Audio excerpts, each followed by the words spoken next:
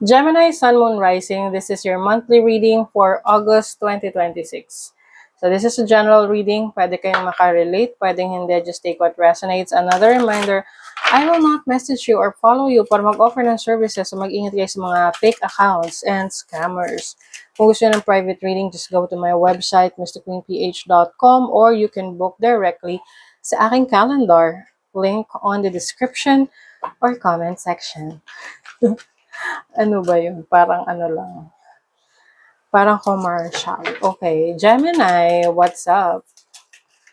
What's the energy for you ngayong August 2026? Ooh, rebirth. Oh, merong reinvention. O, diba? I-reinvent nyo ang inyong sarili. It's a brand new you. Bagong ikaw. Diba? So, kumbaga, parang yan, rebranding. Rebranding. Pwedeng for physical, pwedeng may mga babaguhin ka sa iyong sarili, how you present yourself, let's say, magpapagupit ka ng buhok, or upgrade mo yung styling mo. Ayan, so may transformation. And you will learn to trust yourself. Trust your instinct. Ano ba yun? Trust your intuition. Pasensya na, Mercury's in retrograde right now. I can't even talk. So, magtitiwala ka sa sarili mo, sa mga bagong pakulo ng life mo. Oh, communication. I think you will, kasi di ba ang Gemini ruled by Mercury, which is the planet of communication, thoughts, learning. So, you are going to step into your own power, Gemini. Mas magiging aware ka sa iyong mga talento, skill set, when it comes to communication and using your voice, public speaking. Yes, so mas magkakaroon ka ng tiwala sa iyong sariling kakayanan. Okay, overall energy. The Queen of Swords. So you will focus on the practical side, logical side of life. I also see na meron ka mga ika-cut off sa buhay mo. Mga tao na alam mong hindi siya nag-align sa mga goals mo, or yung mga taong hindi naniniwala sa kakayanan mo. Your challenge is the Sun. So, as a challenge, this is your confidence. This is your courage. May mga times na you still feel insecure, and that's fine. I mean, that's okay.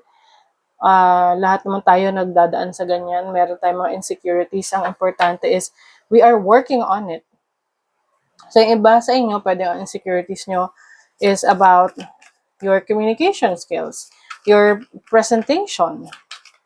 Diba? So, ngayon, yan yung i-workout nyo sa sarili ninyo. Yung inyong confidence. Now, your opportunity, you have the Justice card. So, this is about balance in your life, harmony.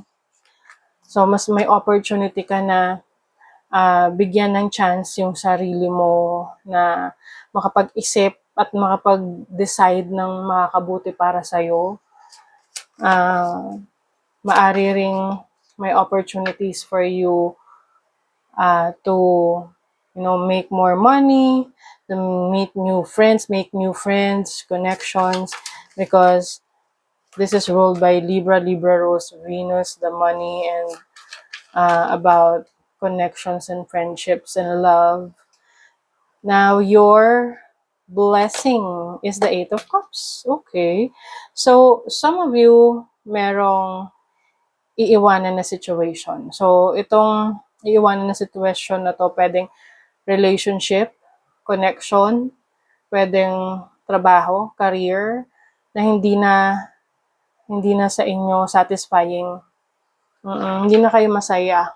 That's why you're leaving that. So, parang yun yung ika-cut off mo. Tatanggalin mo sa buhay mo. And we will focus on developing yourself, like embracing new beginnings, new opportunities sa buhay mo. Kumbaga, meron kang tatalikuran na bagay na akala mo, ito talaga yung para sa'yo, and then you realize na there's something better or someone better in your life. trouble, accusations. I think that can be a challenging situation kung ma-involve ka man sa mga, misunderstanding, drama. And I think the moment na ma-involve ka sa ganyan, someone creating drama in your life, you're going to stay away from that. Maiiwasan mo talaga. Persevere and you will overcome problems. Yes. So, ito yung lakas ng loob. Pagpupunyagi. Yan. Para masolusyonan mo yung mga problema mo.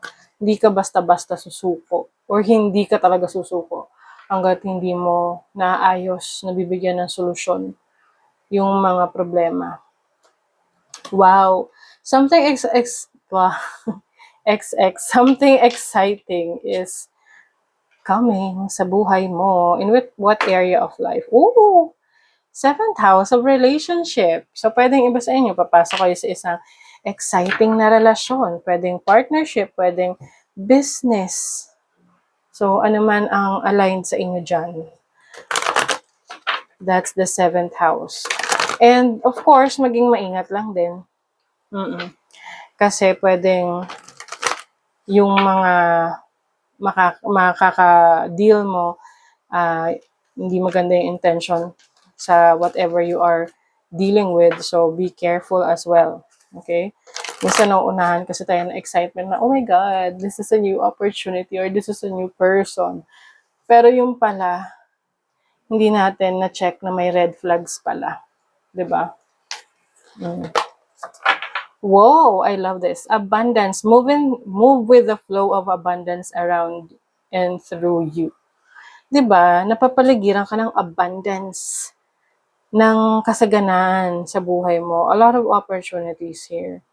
So, nasa sayo na yan kung i-grab mo yung mga opportunities and willing ka to make some sacrifices or major decisions sa buhay mo na magbibigay ng rebirth, pagbabago.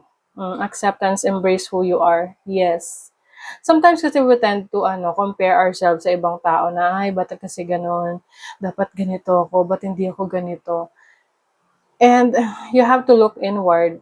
Who are you? 'Di ba? Ano ba yung mga strengths mo, weaknesses mo? And mas mag-focus ka sa strengths mo. Although, maganda rin na alam mo yung weaknesses mo kasi alam mo kung ano yung pwede mong i-improve sa sarili mo. 'Di ba? Kasi yun yung magbibigay sa'yo ng abundance. Yung kakayanan mo for accepting who you really are and what you can do. Okay? So, that is your reading, Gemini. Thank you so much. See you again.